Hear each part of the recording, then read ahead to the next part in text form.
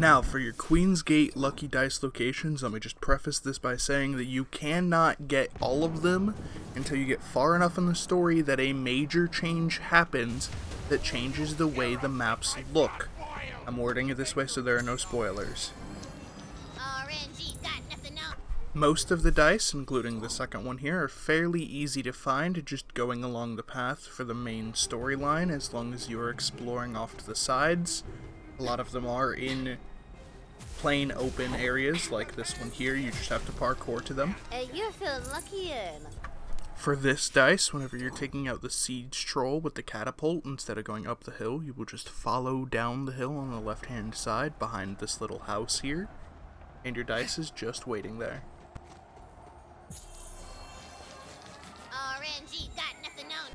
Now, dice number 4 is the first one that you'll actually have to go off of the beaten path for. If you take a right here instead of carrying on for your quest, you will come along a cave, go into the cave at the very backhand side, and there will be your dice. Ooh, luck going up. Following the path that you started down for number 4, if you carry on all the way down into the ruined fortress, there will be a fairly large scale encounter. Stick to this right hand side and your dice will just be sitting up on top of this box. The more the dice, the better. Lucky dice number 6 comes right before you are supposed to launch yourself with a catapult. If you take an immediate left and jump down, you will find a little garden area and your dice will be right on the cliffside. Oh, that's one lucky die. For lucky dice number 7, you will just head immediately left from your previous dice, and there will be a path that leads into a cave. You bust open this barricade, and the dice will be straight in front of you.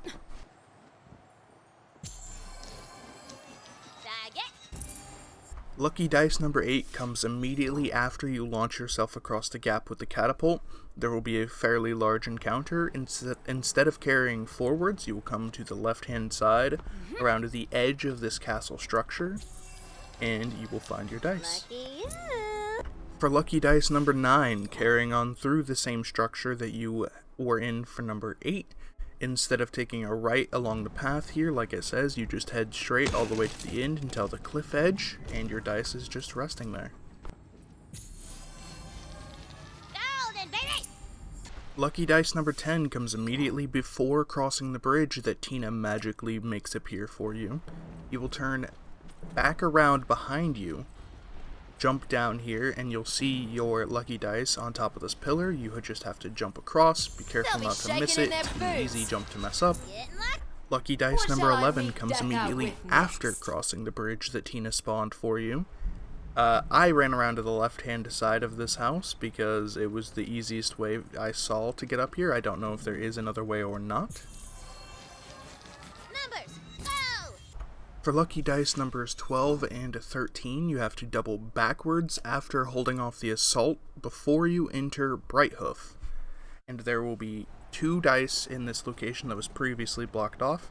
As you're continuing straight down the path, you'll just take a left up this creek behind this water wheel, and you'll find number 13, or number 12. Ooh, luck going up. From there, you can turn immediately around and run left following the exact same path to the far side of the bridge that you immediately dropped down upon entering this area, for dice number 13, which is your last one for now.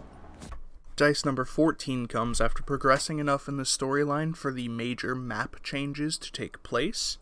If you're looking for this dice now, you probably already know, spoiler alert, it's Torg blowing up the entire ocean.